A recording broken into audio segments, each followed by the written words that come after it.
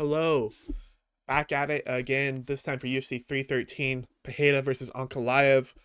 This is a really exciting card.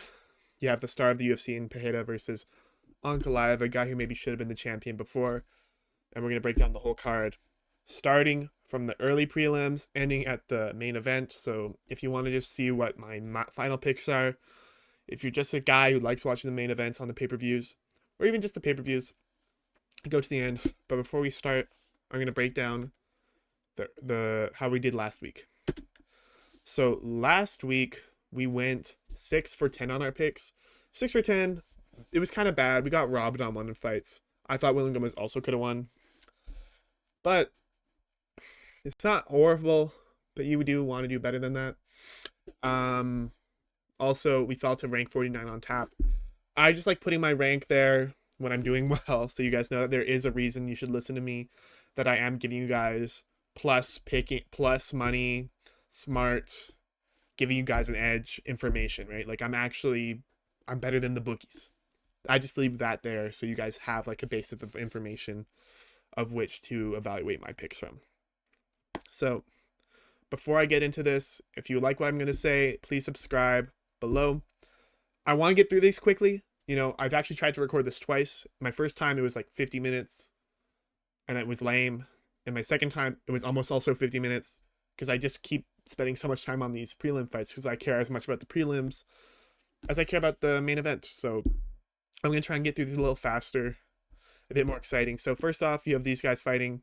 Stupid name on Jordan. That's not how you spell that. Blame his parents, don't blame me. Ozzy Diaz.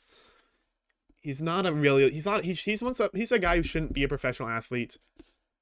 He came in fat at 205. He should be slim. He should look good here. But I think that he's going to be able to have his chin up in the air, and he's going to get caught with punches. He has good like defensive jiu-jitsu, but Jordan Santos, he fought Will Curry on the Contender Series, who could challenge him there, and he looked good. The striking, I'm not confident at all in Ozzy Diaz whatsoever. Jordan Santos should be able to control the range, beat him up. If there's grappling, he should be able to win. Jordan Santos has to be the side. I'm picking Jordan Santos. I think you're getting good value on where the line is now. But Ozzy Diaz, he has like some weird athleticism, and he does have heart, so don't be shocked if he manages to just stick around and get like a late finish with like a flying knee or some bullshit. So while I like Jordan Santos, I'm not going to be like saying put your mortgage on him. Okay, second fight. Gutierrez versus Castaneda. You know, I've spent a lot of time breaking this fight down because I think I'm missing something because of how other people are viewing it, but I'm not. I think people are just dumb, right? So Castaneda, last time out, he fought Daniel Marcos. Daniel Marcos is a kickboxer with good takedown defense and good striking. This is exactly what Chris Gutierrez is. Chris Gutierrez has probably a bit less strength in the clinch and stuff, but Chris Gutierrez controls the range well. He has incredible kicking. He has, let me just put this down a little bit so you can see me better. I know, beautiful now. But yeah, he controls the kicking range. He's a really good striker. I think this is a mirror matchup. This is on short notice, but Castaneda was fighting last week, made weight. Then this fight has happened. He's only going to 145, so he's still cutting, but like not much. Gutierrez was going to fight on this card. His fight got taken off of him, and they said, Chris Gutierrez, keep training. We'll get you something. And they have now gotten him something. I think these odds, I think they flipped actually now, but Gutierrez should be your pick. He's going to keep the range. Castaneda, I don't think he's ever really been that good. His best win is a submission over Miles Johns, but I don't think Miles Johns is really that great. I think Chris Gutierrez should just be able to kind of beat him up to an easy 29-28, because maybe Castaneda can get one around where he gets the striking or grappling going. I think this fight is very similar to the Alatang Haley fight that Chris Gutierrez has had, or the last fight he had against the Vietnamese guy. So yeah, that's my pick. I don't want to spend too much time on these early prelims because I don't think people care. But if you're not going to care about an early prelim, this is the fight. Myron Santos, you see on the far side, I'm pointing a little bit at him. He is by far one of the best prospects on this card. He won tough. I think a tough winner shouldn't be this low. He's a really good striker. Francis Marshall, he sucks. He's bad. He shouldn't be in the UFC. He's a bum. You have legit prospect versus bum. Francis Marshall, his only wins over Connor Matthews. If you know Connor Matthews, you know that's not a good win. His other win is over Dennis Bazookia. If you know Dennis Bazookia, you know he won a split decision against Dennis Buzukja. That sucks. Francis Marshall, although people might want to talk about his wrestling or his grappling, you'll hear people talk about it. He doesn't shoot like single legs. He's not like going for like the good doubles. He does like that weird like clinch shit where he pushes you against the fence and tries to like break you and get you down on the fence. That's what Ken Offley just tried to do to Myron Santos. Ken Offley had the exact same takedowns that Francis Marshall was doing, and Myron Santos buffed those off and just beat the shit out of him. Myron Santos should probably be able to beat up Francis Marshall. I would say by KO, but Francis Marshall is tough. You know, he's one of these guys who can probably stick around, but Myron Santos is going to win. I think you even have value here.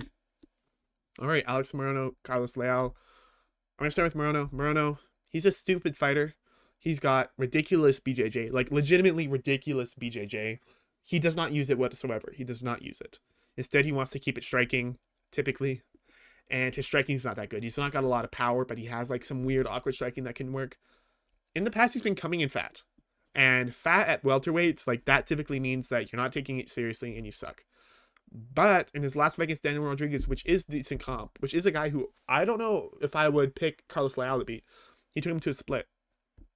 And he came out with a really good physique, comparatively. Like, not compared to most fighters, not compared to Leal, but compared to himself. Very good physique. Leal just beat Fakhretdinov, got robbed. So you see that if you see an L and you see 3-2, it should be 4-1. Fakhretdinov kept trying to shoot takedowns and try to work in with like the heavier like wrestling strikes, and Leal just kind of kept it on the feet and just beat the shit out of him. This is the widest fight on the card. Betting wise, Morono has to be the value. Leal should smoke him though. Leal should be able to smoke him is hard. Joaquin Buckley couldn't finish Morono. I don't know if Leal will, but Leal should just be able to be a better striker and keep it on the feet. Like, even if Morono wants to take it to the ground and test out his jiu-jitsu, I don't think he'll be able to get it. Leal, easy. We also have to see if Morono comes out looking fat. Then I don't know. Then fuck him. Minus 1,000 Leal. All right.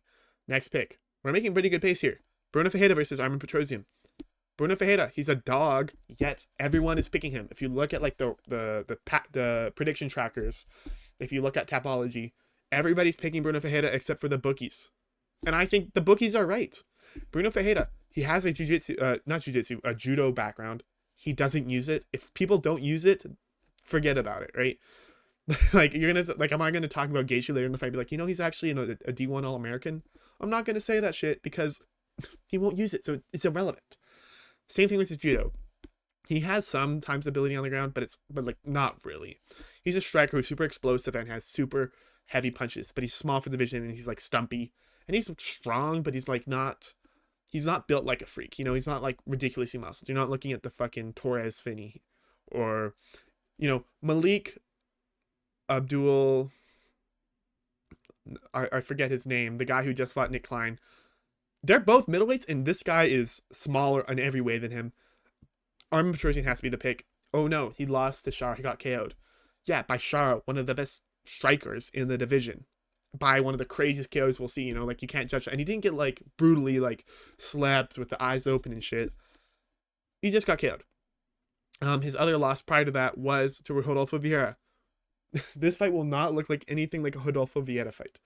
And then before that, he beat CLD. CLD is a very similar fight to this. CLD is one of these guys who's like a very explosive MMA style striker, so he can kind of get in and he'll throw crazy shit at you. But Petrosian has that good actual real kickboxing.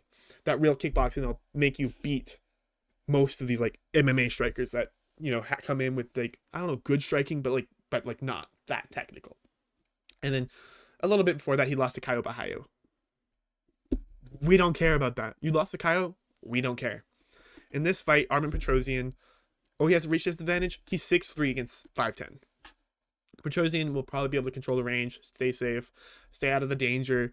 Bruno will tire out. Like, you know, he almost lost to Dustin fucking Stoltzfus, tiring out. And after he survives that kind of initial onslaught, he'll probably KO him or cruise to an easy decision in the later rounds. Armin Petrosian, I'm going to say I'm very highly confident in him. The line is going to keep tightening up. If you can wait till maybe the fight happens, you might get some ridiculous odds. But I think Armin Petrosian should just kind of smoothly cruise on by him.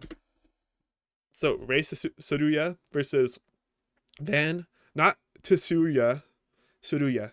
You say Su. That's how you do it. So if you're talking with your friends, you know, take it from a real anime enjoyer. That's how you say his name. Tsuruya, he comes from that same school of grappling that Tatsudo Taira comes from, like with that incredible wrestling background, but they almost like understand grappling more. Like they are very smart. They take what's given to them. They don't force things. It's incredibly good. He only had one UFC fight against Carlos Hernandez, but his grappling, he tired out in the last round, but his grappling before that was like legitimately freakishly good, like freaky, scary good grappling, like some of the best in UFC grappling. Grappling that only really competes with your Tatsudo Tairas. And but he tired out, and he's going up against Josh Van. Josh Van, he's been looking good. His only road bump in the UFC has been Charles Johnson, and I think that seems almost like an aberration. They're both young, so they should both be improving. I'm gonna say though, I'm gonna have to say you have to pick Van. Van has takedown defense has looked spectacular. His striking has looked spectacular. He's been in the UFC. He's had a lot of fights in the UFC. Ray does not. Ray, you know what I mean? We have to see a little bit more from you before we pick you against a good ranked prospect in Joshua Van. Everyone needs to shut the fuck up about the height and the reach. There's a lot of flyweights that work like that size, and he's stumpy. He's actually strong. So when you listen to people say, "Oh, but he's really small," he's small, but he works it, right? Like, so tell them to shut the fuck up. Van is the pick. I'm not that confident though, because Tsuruya does come from that ridiculous grappling, right? Like Tsuruya makes a lot of guys who have really great jiu-jitsu look like they don't know what they're doing. So I can't be locked up on Van, but if you want to say like who is the value, who is the pick, it is totally Van. Probably by KO in the later rounds. Next pick. Main event of the prelims. Man, I'm really tearing through this shit. Blades versus Rizvan Kuniev. So, Blades. Last time out, lost to Tom Aspinall. That's not embarrassing. Rizvan Kuniev, last time out, kind of got held up against the fence until he KO'd the guy in the last minute of the first round. Kuniev, people want to talk about how he beat Renan Ferreira, but Renan Ferreira has no grappling game, and he only took him to a decision. And Kuniev comes from that Martin Boudet school of wrestling and grappling, which is lame as shit heavyweight stuff that kind of keeps you safe and takes you to easy decisions. Blades literally has beat Gelton Almeida. He's KO'd him.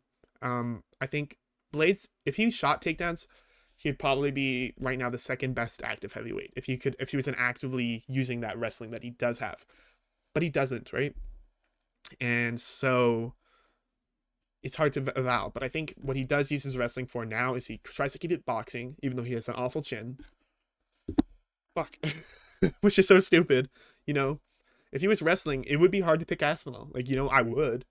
But, you'd have to have a little bit more apprehension. But he doesn't do it. But in this fight, he'll use that wrestling background to stay on the feet and then to beat up on Kuniev. Kuniev, I don't think he's that good. He's a bit of a blob, And when he beat Renan Ferreira, if you want to even get into that, he had ab definition. Look at this, right? That used to have ab muscle definition. He's changed. He's like really melted like an ice cream after coming off of the PEDs. Blades by KO early. Maybe a decision if Kuniev makes it lame. I think, when you have a non-blob versus a blob, you typically have to take the non-blob. And Blades has been getting a bit overhated. So, now, before I break down the pay-per-view main card, if I'm helping you guys get your picks right, give you some information you didn't know to break to your friends, please subscribe, please comment. If you do better than me, let me know. I will then leave a hateful comment because I'm very competitive. But if you learn something, if you make some money off me, let me know. I would be very appreciative. So, King Bobby Green versus Mauricio Hufi. Look, I love Bobby Green. I think he's really good for the sport. But he should be fighting in the Masters division, He should be fighting with the old heads. This is a fucked up fight to give him. His last 5 fights, he says 3-2, but they're not that good. His first fight in that bunch is Tony Ferguson. Do we care? No, we do not care about a Tony Ferguson in the big 2-5. Do we care about... Oh, then he goes out and gets a shock drop KO over Grant Dawson with a jab. We do not care. That's not happening again. That's a 1 in 100. You got lucky banana peel moment. Relevant because he talked about banana peel about his Paddy Pimblett fight. Goes against Jalen Turner. Gets murdered because he's a lower level fighter than Jalen Turner. And also disgustingly bad KO. I felt bad for that fight. I almost it's hard to watch that. And then he goes out there, Jim Miller, UFC 300, and he smokes Jim Miller. But Jim Miller beat him in the first round, and he was only throwing like a overhand, like a straight and a jab. He's like throwing a jab, a bow. That's all he did. He never switched it up. Just that one combo. Didn't do takedowns, despite the fact he's got really, still incredibly good grappling. And Bobby Green eventually into that second round, he caught the timing of it. You know, you could see it, and then he just started fucking him up and got 2 10-8s. People glaze that fight and act like he's good. That was not a good fight, you know? That would be like if they gave Calvin Kattar like Vince Pichel, and then Calvin Kattar beat him up, and everyone's like, wow, I can't believe Calvin Kattar's goated. That was essentially that fight. Last time out against Paddy Pimblett, people fucking have the worst opinion about this fight. Paddy Pimblett was fucking up Bobby Green. Bobby Green wanted to get in close, maybe clinch him up or try to get inside the pocket. Paddy Pimblett kicks his leg. Bobby Green's like falling forward. He says this. If you watch his MMA Junkie interview prior to this, he says this. So you can't like think I'm lying. So he falls forward. He's like, fuck, I guess I'll shoot a takedown because I'm like, but he didn't intend to. That wasn't his plan. It wasn't like a super game plan. Paddy Pimblett forced it. So he's falling forward. Like, he's like, I guess I'll do like a Dreykus. He falls forward. Paddy snatches that shit up and gets one of the slickest subs you'll see. So Bobby Green is fraudulent as fuck. He's not a fraud for his career, but like at this point in time where people hold him in perspectives, the bookies initially had this like minus 600 for Hoofy, and that was correct. Hoofy against Yontop, people forget, man. People forget. Yontop isn't a bad striker, and he's tough as shit. Yontop also, a couple days before the fight, made a 10-pound catch weight allowance. 10 pounds. That's a whole weight class they made him fight up. Yontop didn't even make that weight class. Hoofy beats him up in the first 2 rounds. No dispute. Third round, loses it. He lost, yeah, but he would, right? Because Yontop essentially took out all the tricks in the book to have an advantage with the stamina and shit. And Yontop's not a bad striker. He took Slava Borshev to like a split when he was actually fighting fairly. Hoofy should be able to... Bobby Green's chin is gone. His striking sense is gone. His ability to evade shit is gone. Hoofy's going to catch him with some bullshit, put him out early. If you want to put your house on the money line, that's fair. There's value on the KO. This is like my lock of the night. If you could say like lock of the past couple months, it's this fight. Next fight, Lemos versus Lucindo. Normally with WMA, you kind of want to look and say who's the more masculine looking girl. But tough for us. They both are pretty masculine. But one of them's 37 and one of them's 23. That is kind of like how you have to look at this fight. Lemos has very good striking. Her grappling and wrestling, I think, is not good, but it's not that bad, as bad as I think everyone else views it. But it's worse than Lucindo's. And I think you just have to look at the age of the girls. Lucindo, I think, if you compare these two girls probably at their best, Lucindo's a way worse fighter. Like, I don't think you could even argue that. But, and I think Lucindo even lost her last fight. Her last fight against Mahina Rodriguez was like if Batista and Aldo happened, but if it was women and also nobody gave a fuck. It was exactly the same fights, same vibes, even the same card. And I think she's going to be improving. She's 23. She has a lot of fights, but she's still young as fuck. She should probably be better. She'll probably have a good game plan. You know, we saw her come out against Marina Rodriguez, a girl who has a really good striking, and she's like, you know what? I know I'm not going to outstrike you. I'm going to take you down. Same shit. She's going to probably shoot for takedowns. She's probably going to take down Lemos and control her. Lucindo is the pick. But lower confidence on that one because Lucindo's not good.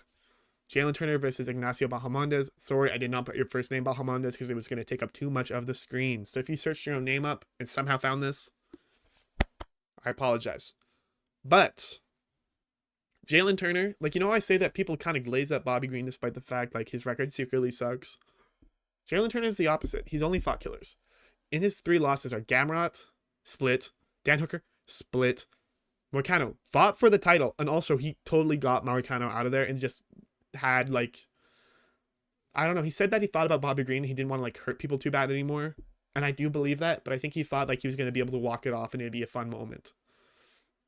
And he has the power where he knows it if he hits somebody hard, and I think he thought it, and then he had like an adrenaline dump, and I think he just kind of felt like, I think he was almost sorry for himself.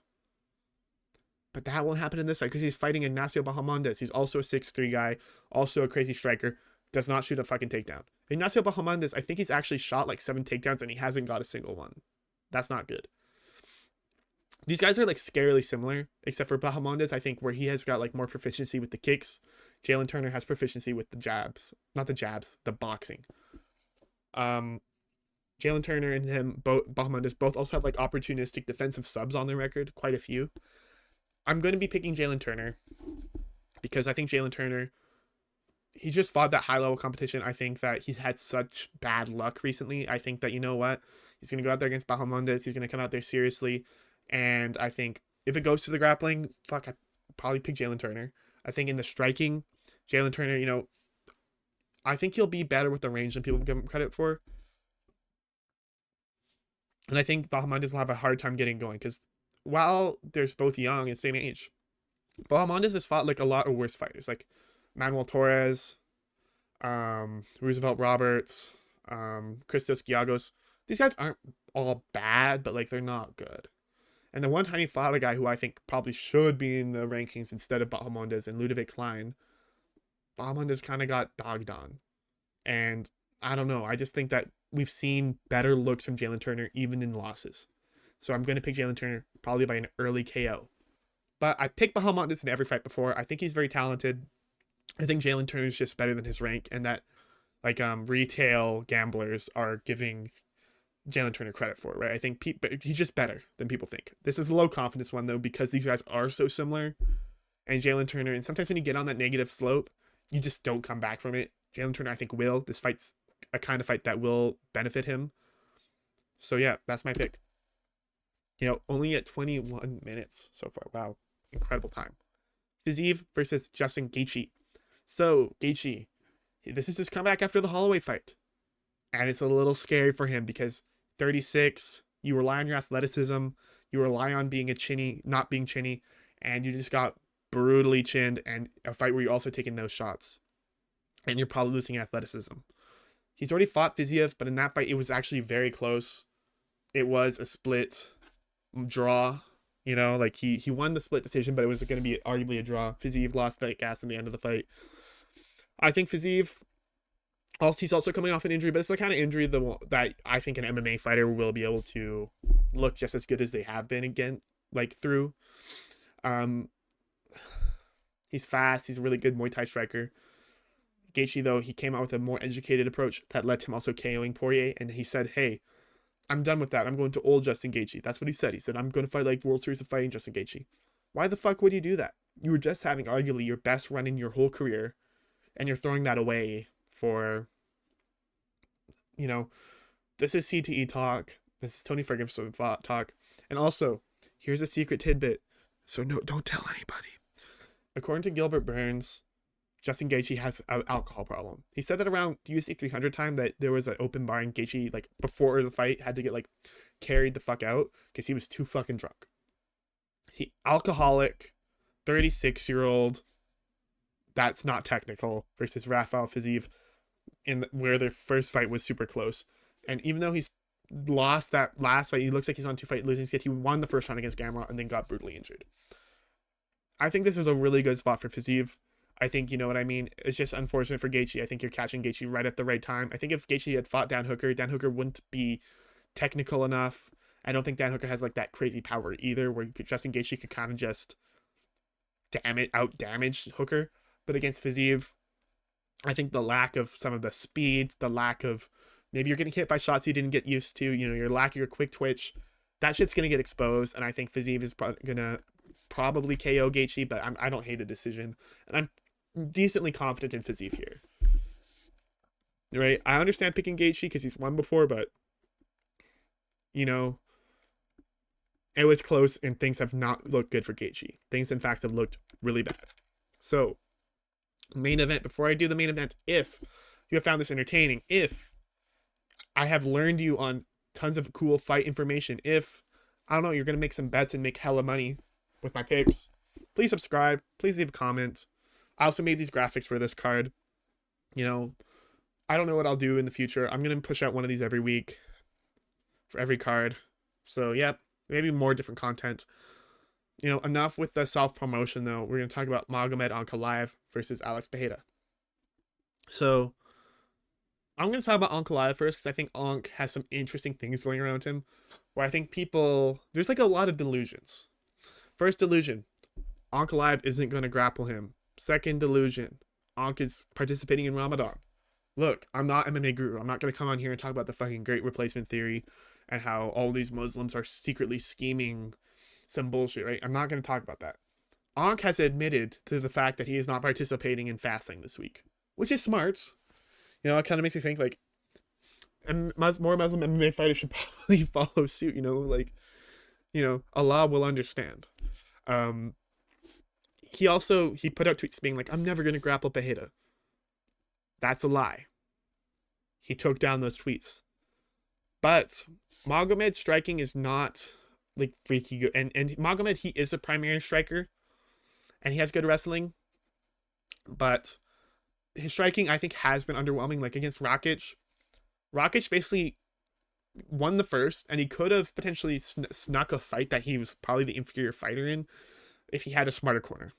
His corner let him fail, and he also had a shitty game plan of like he'd followed like the Gikichikadze versus Arnold Allen fight plan where I'm just gonna like run around the outside throwing body kicks at you and tire myself out so then you can kind of walk me down in the second half of the fight. Like you're a light heavyweight, you can't be moving like that. But it was a bad look for Ankh. Ankh has also, I think, had a lack of quality fights. His best performance was probably against Rakic. Like, that's his best win. His other wins are Nikita Krylov, who's good, but, like, you know, not that crazy good. Volkan Oezdemir. He fought Jan, and he probably should have won, but, you know, it was a draw. Johnny Walker. Anthony Smith. Ankh has not fought a lot of the good light heavyweights. Like, he's had a very smart career. He's picked and chosen his fights very intelligently. So the thing about Ankh is when you look at this fight, you have to acknowledge he is going to shoot takedowns.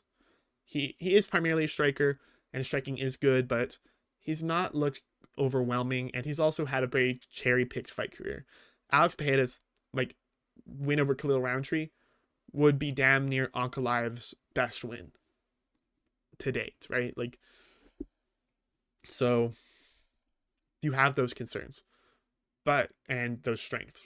And when you talk about Pereira, I think this is a very similar fight. Like, I think the southpaws are hard for him. Some people, like, I've seen underrate the value of a southpaw against Pereira, but Pereira has a hard time getting those leg kicks off. Your jab kind of goes away, and those are like two tools Pereira likes to use. Not to say he can't beat southpaws, but it really like takes away a lot of what he has.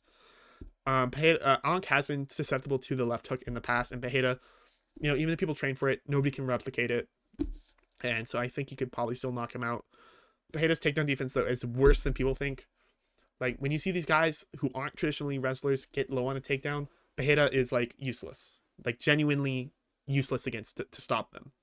And I think Ankh can kind of exploit the fact that Pereira is useless against these takedowns. But that is if he can. Some people are saying Pereira by 4th round KO. If it's in the 4th round, Pereira's getting taken down off rip every start of that round. But if it's earlier in the fight, right? If it's earlier in the fight, I think Pereira can get a KO. I think Ankh will try to strike with Pereira. You know, because I think there is a matter of honor in terms of being like, oh, you don't want to be like, oh, get bitched by this other fighter who's like, oh, you're scared to strike with me. And I think because of that, Ankh will try to strike with Pereira, but I do think that will lead to Ankh getting slept out in the 1st round by the Chama left hook. There is betting value on Ankh, though, because Pereira's 37. He's grappling, like, it's better than people say, but it's also, the takedown defense is worse than people say.